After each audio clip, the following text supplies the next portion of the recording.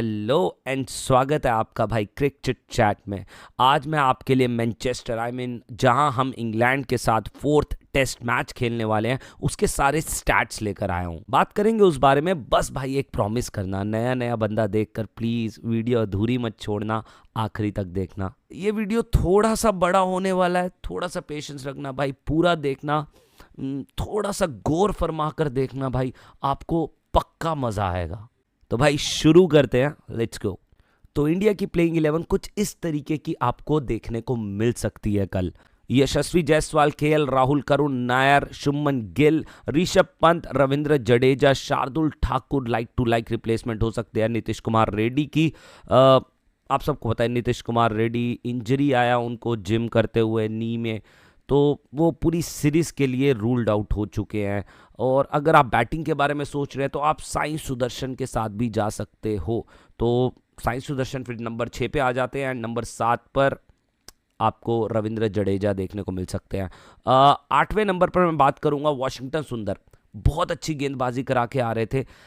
लेकिन नीतीश कुमार रेड्डी नहीं होंगे। मान लीजिए आप अगर शार्दुल ठाकुर लेकर जा रहे हो तो आपको एक चौथा पेसर का ऑप्शन मिलता है जो एक क्वालिटी प्रोड्यूस करता है, राइट। तो आप वाशिंगटन सुंदर के साथ जा सकते हो। हालांकि 4 विकेट लिए थे लॉर्ड्स टेस्ट मैच में, स्लोप के साथ बहुत अच्छा गेंदबाजी भी किया था। बट मुझे ऐसा लग रहा है टीम कुलदीप यादव को देखेगी अब। और वो मैं इसलिए कह रहा हूं क्योंकि शायद शार्दुल ठाकुर भी आपको प्लेइंग 11 में शायद ना देखने को मिले। आप बैटिंग के साथ ही जाओगे, आप यानी कि साई सुदर्शन के साथ जाओगे या फिर ध्रुव जुरेल के साथ भी जा सकते हैं। एंड एक चीज़ मैं आपको बता देता हूं, ऋषभ पंत फिट है, कीपिंग वही करेंगे। उसके बाद आ जाते हैं नंबर 9 पर। अंशुल काम्बोज का आपको डेब्यू देखने को मिल सकता है और मुझे ऐसा लगता है 95% I am sure about it कि अंशुल काम्बोज आपको देखने को मिल सकते हैं। अश्विन ने बहुत तारीफ करी अंशुल काम्बोज की ऐश की बात में अपने यूट्यूब चैनल पे, और कहा अंशुल काम्बोज के बारे में कि ये एक टप्पा पकड़ के रखता है और ये लगातार उस टप्पे पे बॉल फेंकता रहता है एंड ये बंदा प्लान बहुत जल्दी समझ जाता है। उन्होंने इवन ये कहा कि ये क्वालिटी जो प्लान समझने वाली है, स्किल की बात नहीं कर रहा हूं भाई, स्किल मैच नहीं होता है, स्टिल गुड से ग्रेड बनने में टाइम लगता है। तो जसप्रीत बुमराह इस टाइम ग्रेड बन चुका है भाई, इसलिए नंबर 1 बॉलर है। उन्होंने ये बोला कि अंशुल काम्बोज प्लान बहुत अच्छे से समझता है, जैसे कि जसप्रीत बुमराह समझते हैं प्लान। कुछ बॉलर्स होते हैं वो 30-40 मैचेस खेल लेते हैं बट स्टिल उनको पता नहीं होता कि लाइक वो समझ नहीं पाते हैं प्लान को। अगर उनसे पूछो आपका प्लान क्या है तो वो एक नॉर्मल सा आंसर दे देते हैं कि like I just want to enjoy my cricket, मैं खुलकर बॉल फेंकूंगा। तो इस तरीके के जवाब आते हैं। लेकिन अंशुल काम्बोज उस प्लान पर उतरता है और प्लान बहुत जल्दी से समझ लेता है। तो बहुत ज़्यादा तारीफ करी थी, तो अंशुल काम्बोज को मैं भी देखने के लिए बहुत ज़्यादा एक्साइटेड हूँ भाई। एक बार उसके रणजी के स्टैट्स भी आपको दिखाऊंगा मैं 110%। पहले एक बार प्लेइंग 11, उसके बाद तो यार जसप्रीत बुमराह खेलेंगे, जो सिराज ने बोल दिया एक तरीके से आज की, जितना मैं जानता हूं बुमराह भाई को, तो बुमराह भाई खेलेंगे चौथा टेस्ट मैच और मोहम्मद सिराज। तो भाई ये रहे अंशुल काम्बोज के स्टैट्स। 6 मैचेस के अंदर 34 विकेट, 13 का बॉलिंग एवरेज ब्रो, और 10 विकेट एक इनिंग्स के अंदर ले चुके हैं।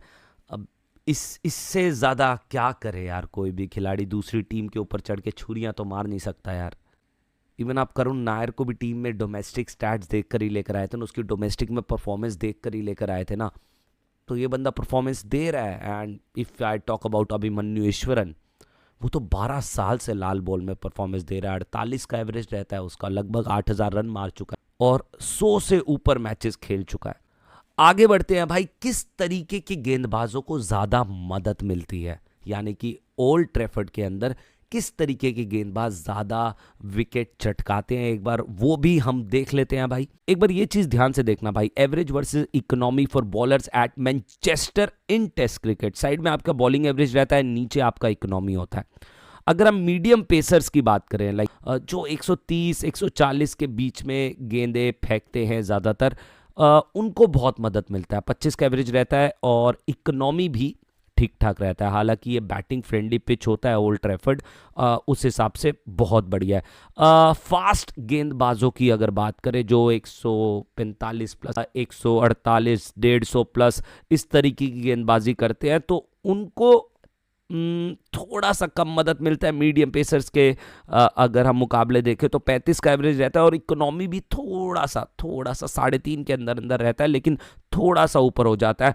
ऑर्थोडॉक्स स्पिनर्स को यहाँ पर थोड़ा बहुत मदद मिलता है, ऑफ ब्रेक लेग ब्रेक को उतना मदद नहीं मिलता। ऑर्थोडॉक्स जैसे कि रविंद्र जडेजा, आप बोल सकते हो रविंद्र जडेजा, डैनियल विटोरी थे, है ना, तो उस तरीके के गेंदबाजों को ज़्यादा मदद मिलता है।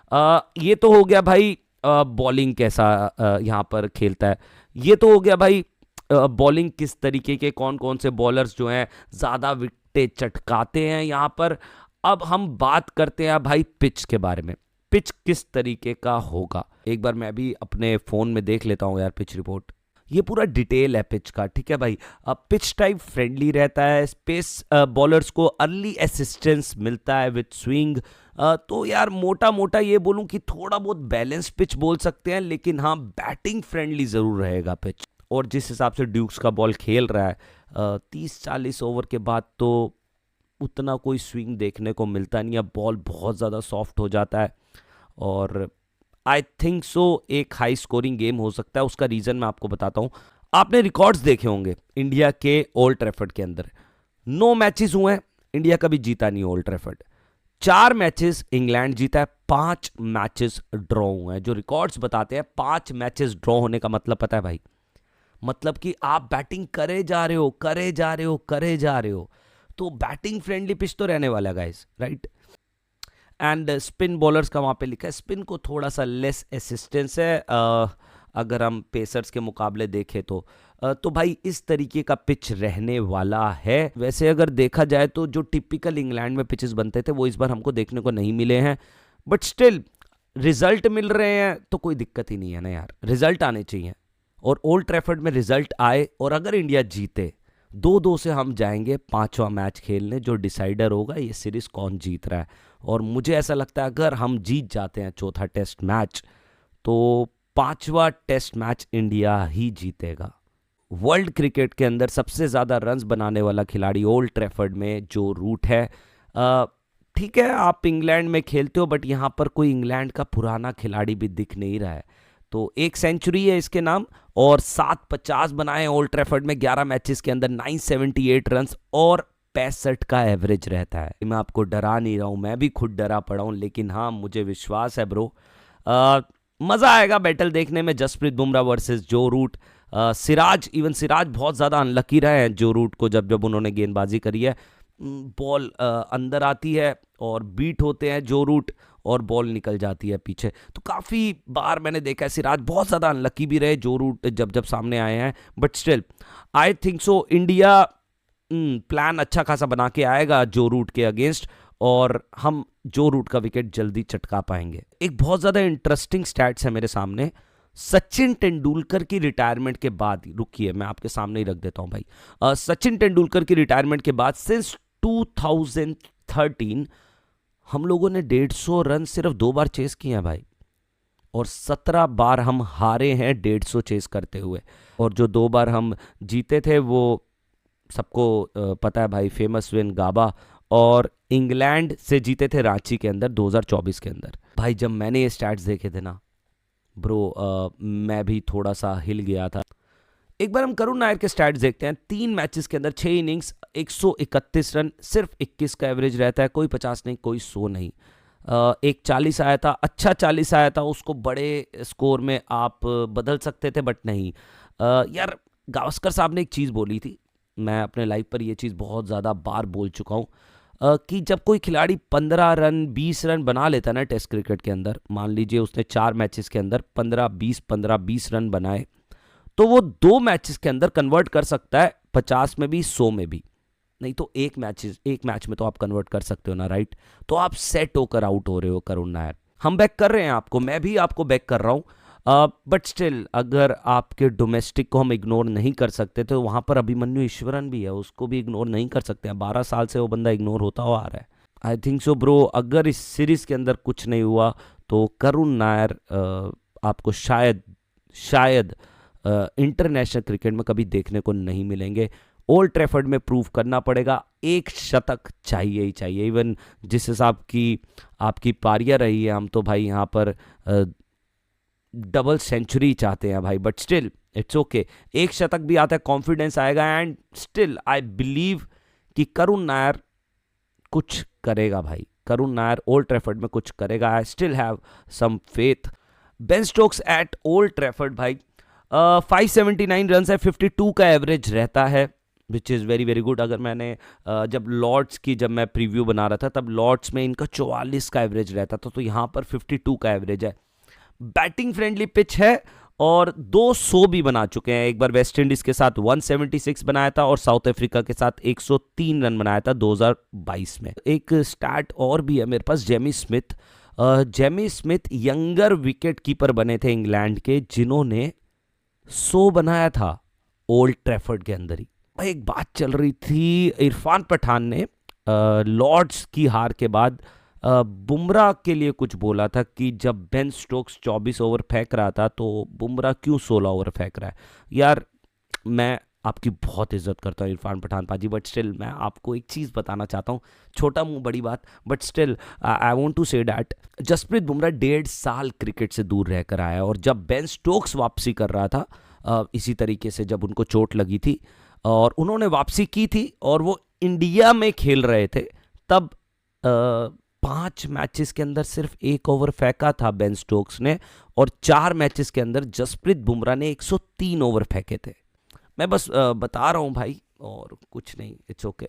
But yes, no doubt Ben Stokes के लिए लिटरली तालियां भाई, जो उन्होंने लास्ट टेस्ट मैच में किया। बहुत ही गजब की गेंदबाजी कराई सबसे पहले तो, और लंबे लंबे स्पेल फेंके, 9 ओवर के स्पेल फेंके, मतलब लिटरली ऐसा लग रहा था कोई बैटरी लगी पड़ी है भाई। बट ठीक है, इट्स ओके। वो मैच मुझे ऐसा लगता है हम लोग जीत सकते थे, इवन पहला टेस्ट मैच हम जीत सकते थे।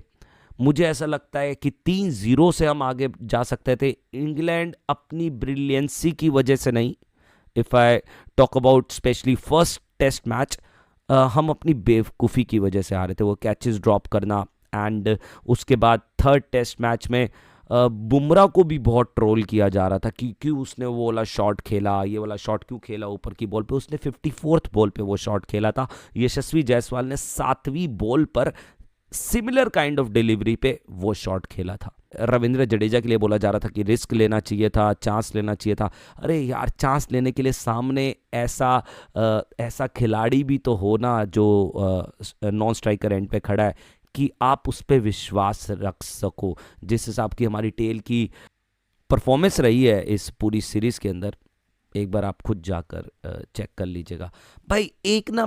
मैं एक जड़ लेकर आया हूँ कि हम लोग मैचेस कहाँ पर हार रहे हैं, जो मुझे लगता है एक बार वो चीज़ मैं आपको दिखा देता हूँ। यो ब्रो, ये जो टेल के सामने फेल हो रहा है ना इंडिया, वहाँ पर अगर मैं बात करूँ, न्यूजीलैंड जब आया था इंडिया के अंदर खेलने के लिए, हम 3-0 से आ रहे थे। उसमें से एक मैच ये था जिसमें सऊदी ने 50-60 रन बना दिए थे। 234 पे हमने 7 कर दिया था, कुछ ऐसा 232 234 पे हमने आउट कर दिया था, 7 विकेट ले लिए थे और 402 रन बना गए थे न्यूजीलैंड। वहीं पर ही मेलबर्न में भी ऐसा कुछ हुआ था, और इंग्लैंड के साथ जब हम पहला टेस्ट मैच खेल रहे थे लीड्स के अंदर ऐसा हुआ था, लॉर्ड्स में ऐसा हुआ था। 116 रन हमने फालतू बनवा दिए थे, 271 पे 7 आउट करने के बाद 387 बनवा दिए थे। वहीं पर ही हम लोग 376 पर 7 हुए थे और 387 बना पाए थे। ये बहुत बड़ा डिफरेंस था। आई थिंक सो 11 रन और वहाँ पर 116 रन था। ओके भाई, बैक टू मैनचेस्टर। अगर हम बात करें मैनचेस्टर की, यहाँ पर एवरेज फर्स्ट इनिंग स्कोर क्या बनता है, average second inning, third inning, fourth inning, ये आपके सामने है कुछ स्टैट्स। पहली इनिंग में 332, दूसरी इनिंग में 274, तीसरी इनिंग में 224 और उसके बाद चौथी इनिंग में 168 एवरेज टोटल रहता है। ये मैं बात कर रहा हूँ लास्ट 5 टेस्ट मैच जो यहाँ पर खेले गए थे, और इंडिया ने आखिरी टेस्ट मैच यहाँ पर 2014 में खेला था। तो यानी कि जसप्रीत बुमराह यहाँ कभी नहीं खेले हैं। इवन जोफ्रा आर्चर भी यहाँ पर शायद अपना डेब्यू करेंगे मतलब ओल्ड ट्रैफर्ड के अंदर अपना पहला मैच खेलेंगे, मतलब इस ग्राउंड के अंदर अपना पहला मैच खेलेंगे। I mean to say that ये रिजल्ट ओल्ड ट्रैफर्ड के अंदर जो इंडिया के रहे हैं भाई, बहुत अच्छे नहीं है, इवन बहुत बुरे हैं, बुरे रिकॉर्ड्स हैं ये। 5 टेस्ट मैच ड्रॉ करवाए हैं हमने यहाँ पर, 4 टेस्ट मैच हम हारे हैं, जिसमें से 2 टेस्ट मैच हम एक इनिंग से हारे हैं भाई। मतलब बहुत बुरे रिकॉर्ड्स हैं, बट स्टिल लीड्स हारे थे, ठीक है। बर्मिंघम में रिकॉर्ड्स खिलाफ थे, बर्मिंघम में कभी जीते नहीं थे, बर्मिंघम जीते ना भाई, जीते ना बर्मिंघम। उसके बाद लॉर्ड्स हारे, ओल्ड ट्रैफर्ड में रिकॉर्ड्स खिलाफ है। यू नेवर नो ब्रो, क्या पता हम ओल्ड ट्रैफर्ड भी जीते, और अगर हम जीतते हैं, जैसे कि मैंने आपको पहले बोला था, 5वां टेस्ट मैच ओवल के अंदर होगा, लंदन के अंदर होगा, फिर हमको वो टेस्ट मैच कोई हरा नहीं सकता भाई।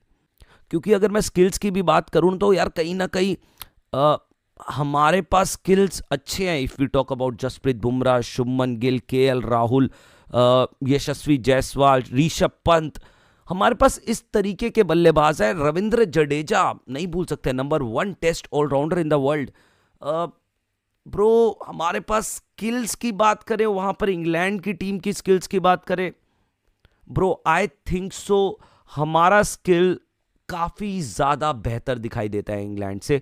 बस ये है कि हम इंग्लैंड में खेल रहे हैं, चुनौतियां आएंगी, बट स्टिल ब्रो आपको अप्रूव करना पड़ेगा अपने आप को। एंड शुभमन गिल, यार शुभमन गिल के लिए बस इतना बोलूंगा भाई, जिस हिसाब से वो लड़ रहे हैं, ठीक है, अच्छा लग रहा है, बट स्टिल जब लड़ रहे हो ना तो फिनिश भी आपको करना पड़ेगा भाई, है ना। वी वर बैकिंग यू, जब आपने क्रोली पे उंगली उठाई हम सब साथ में, तो और आपने सही भी किया, आपने सही भी किया, एक लीडर को ये चीज करनी चाहिए भी थी, बट स्टिल अब कर दिया था ना, तो पेल कर भी आना था यार, है ना। बस ये थोड़ा सा यहाँ रह गई ये बात, ठीक है यार, इट्स ओके, आगे बढ़ते हैं भाई। बट स्टिल एक चीज बोलूंगा भाई, इस सीरीज के अंदर 269 की पारी खेली है इस लड़के ने, और भाई आसान नहीं होता, जितना मर्जी कोई बोले फ्लैट ट्रैक, ये ट्रैक, वो ट्रैक, उसी मैच के अंदर रूट को भी 2 पारियां मिली थी, 100 नहीं आया था रूट का भी, और ये बंदे ने 270 बना दिया था।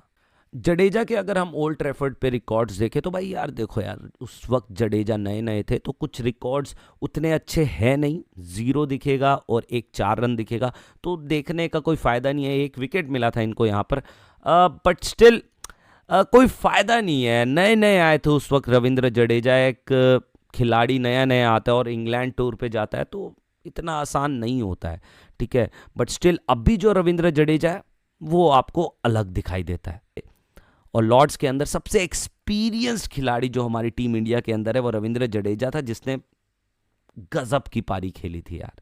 एंड सैल्यूट सैल्यूट भाई उस इनिंग्स को।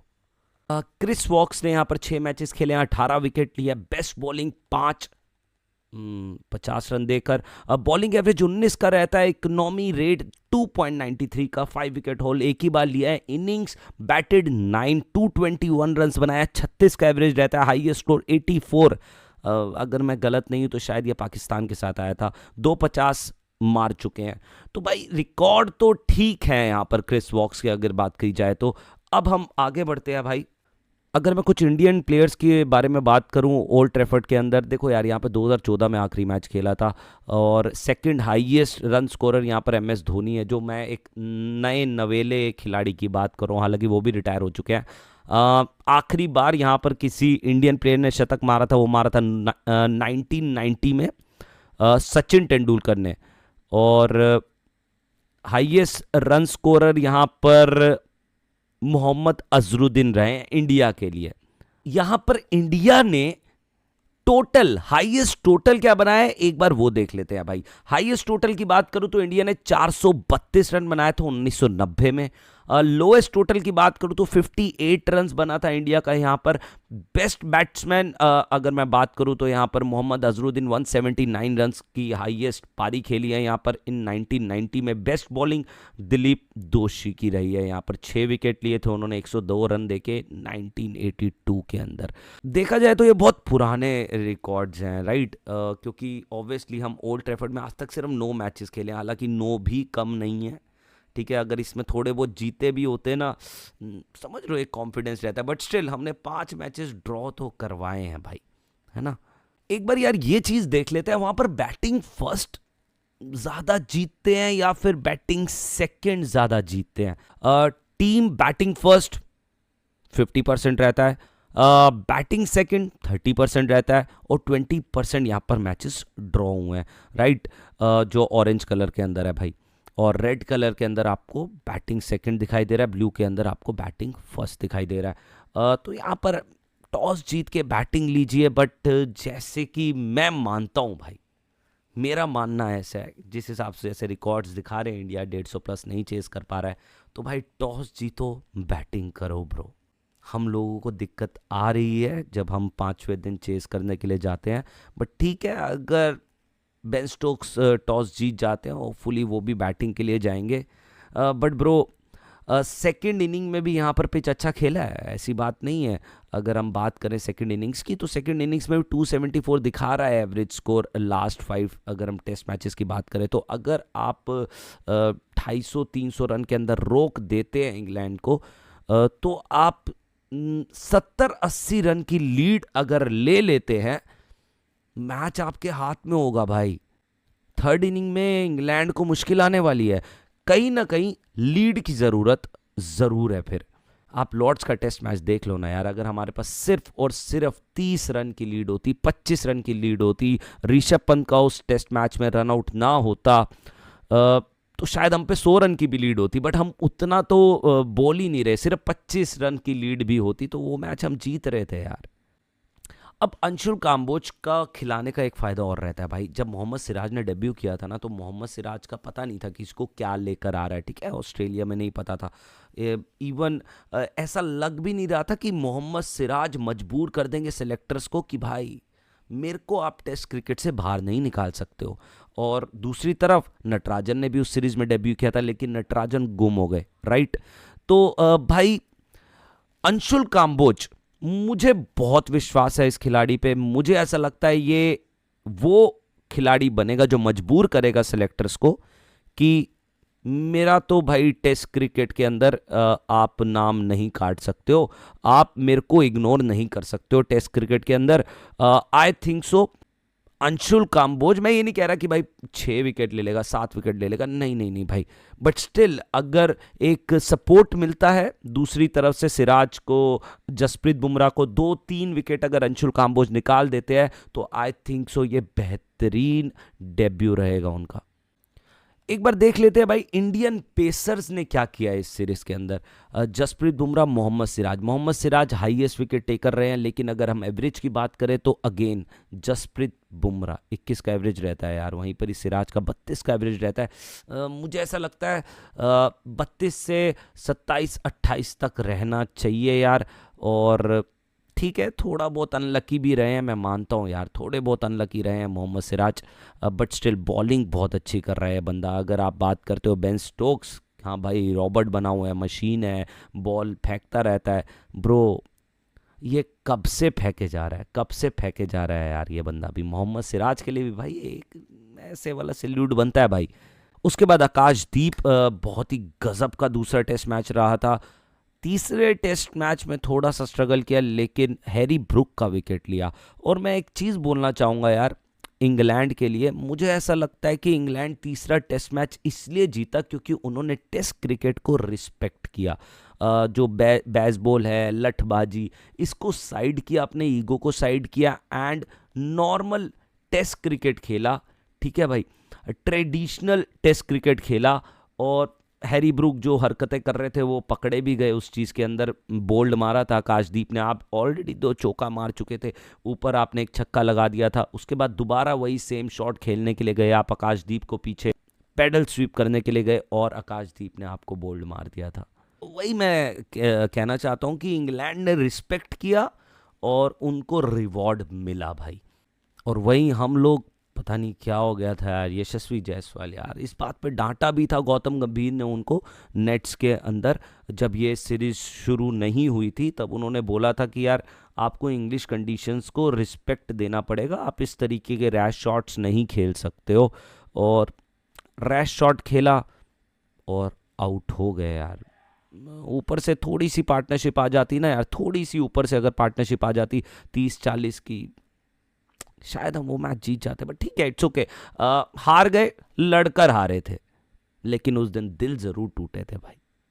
तो भाई मोटा मोटा मुझे ऐसा लगता है कि ओल्ड ट्रैफर्ड हम जीत रहे हैं, इतिहास रच रहे हैं। ठीक है, मैं गलत भी हो सकता हूँ, आई नो डैट ब्रो। देखो मैं कोई क्रिकेट एक्सपर्ट नहीं हूँ, I am a cricket fan right. थोड़ा बहुत नॉलेज है, थोड़ा बहुत ज्ञान है, जितना आपको है उतना मेरे को है। बस इतना ही बोलूँगा भाई। 26 साल से क्रिकेट देख रहा हूँ और क्रिकेट से प्यार है और रहेगा हमेशा। I believe in my team bro, I believe in my team. और मुझे ऐसा लगता है अंशुल काम्बो, जसप्रीत बुमराह, मोहम्मद सिराज, एक सीरियस पेस अटैक रहेगा। और हाँ भाई, ये तो आपको पता चल गया होगा, इंग्लैंड में शोएब बाशिर अब नहीं खेलेंगे, उनकी जगह लियाम डॉसन आया। लियाम डॉसन 3 टेस्ट मैचेस खेल चुके हैं पहले, और एक अर्धशतक भी है, मतलब बैटिंग भी कर सकता है बंदा, स्पिन बॉल फेंकता है। और ठीक है, मतलब not that good not that bad, but Shoaib Bashir जब दिखता था ना यार, ऐसा लगता था 100 रन चल के आ रहे हैं, समझ रहे हो। बेशक 1 विकेट ले जाता था, 2 विकेट ले जाता था, लेकिन 100, 110, 105 रन, 120 रन खाता ही खाता था यार। ये थे भाई कुछ स्टैट्स ओल्ड ट्रैफर्ड मैनचेस्टर के, जो मैंने अभी आपके सामने रखे हैं। तो प्लीज़ यार, अगर आपको वीडियो अच्छी लगी हो तो भाई प्लीज़ लाइक ज़रूर कर दीजिएगा एंड सब्सक्राइब ज़रूर कर लीजिएगा। And thank you so much इतने पेशेंस के साथ देखने के लिए भाई, थैंक यू सो मच। और आई थिंक सो आपको मज़ा आया होगा, थोड़ा सा वीडियो बड़ा हो गया, मैच भी बड़ा है भाई।